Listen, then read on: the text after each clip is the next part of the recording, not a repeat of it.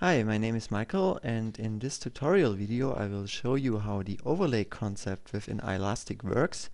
So let's first create a new project. We add a file, a dataset, which is again showing some neuron data. So the data is courtesy of Graham Knott. And if we click on the classification tab, we see this overlay dialog tab on the right, and as you can see we have two entries here, so labels and raw data. We can activate and deactivate those two, but let me first of all add some labels. So we can label those mitochondria here with yellow. We then use green to label intercellular space like this. And we use the red label to label the boundaries here. So I do this very roughly, so the idea is not to create a perfect segmentation or anything. It's just for illustration purposes. Okay, so we can now, for instance, deactivate the labels by clicking on the labels overlay, and as you can see, the labels vanish. We can also change the ordering of those two overlays, and one thing you should know is that we always plot from top to bottom. So if we move up the raw data, again the labels vanish. But what we can do is we can right click on an overlay and then change its opacity.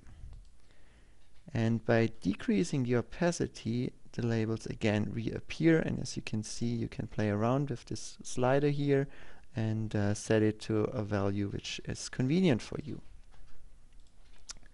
So in order to show you more about the possibilities and potentials of the overlays, let me first of all train a classifier. So let's first of all select some features. I'm going for medium and large color features here, and then some texture features like small to huge.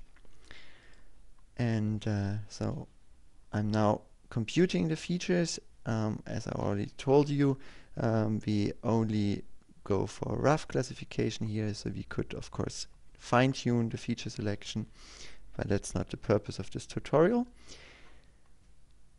So features are already calculated.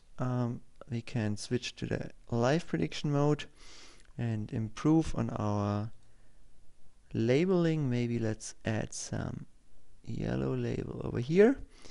But overall I think the result is already quite nice. So let's just stop here and train and predict the whole volume. While the classifier is predicting, let me draw your attention to the overlay dialog on the right again. As you can see, we now have a selection of additional overlays. So for instance, we have a label 0, label 2, and label 1. Those are the predictions for the three different classes. So maybe it's best if I just deactivate the labels first and also deactivate label 1 and label 2, such that we only see the prediction for label 0. We could do the same for label 1 or label 2. Now, as you can see, well, you can again right click and change the opacity. Let's just increase the opacity to the maximum value.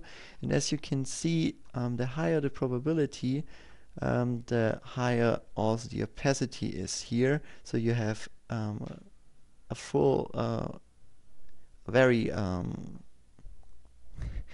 bright spot over here in this area, and you have very low intensity over here where the prediction is not so sure. What you can also do is you can disable the intensity blending. The idea is as follows. As you can see, you still see the raw data here on the left in all the regions where the intensity or the predictions are low for the respective class. By disabling intensity blending, we can switch to this mode here, where in all areas where you don't have high predictions, you get a black value. So you can choose whatever you like. What you can also do is you can right click and then display an object in 3D. So we could, for instance, display those mitochondria in 3D. Again, if you would like to have very accurate results, you would have to fine-tune features. You would also need a segmentation step, but with this 3D rendering you can get a rough idea of what is in your volume and how large the objects that you're looking at actually are. What else is there? Well, you can also add additional overlays. Well, yeah, let me maybe first draw your attention to the remaining two overlays, so the uncertainty and the segmentation. The segmentation is simply the thresholded classification. You can, of course, browse through the volume here. And you can also have a look at the uncertainty overlay, which gives you hints where the classifier is sure and where the classifier might benefit from additional labels. We can also click on the plus and minus buttons down here. So with the plus button you can add an additional overlay and you get this overlay selection dialog here.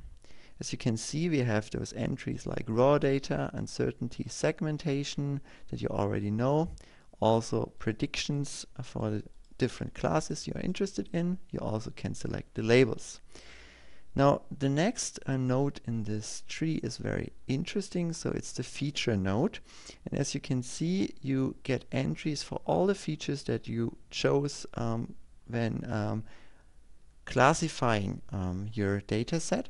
So for instance, you can have a look at the Gaussian smoothing with a sigma of 1.6 here, and you get a preview on the right. And if you're interested in the respective overlay, you can just select it here and click on Add Selected. Now, as you can see, you have this additional overlay here, which you can of course display. Maybe it's best if I just disable the remaining ones, and then you see the respective overlay, and you might want to use it for putting additional labels to the data set. You can also, of course, remove one of the overlays if we are no longer interested in the respective overlay. So the selection has just vanished here. So that's about it. I hope you find it useful. Have a good day.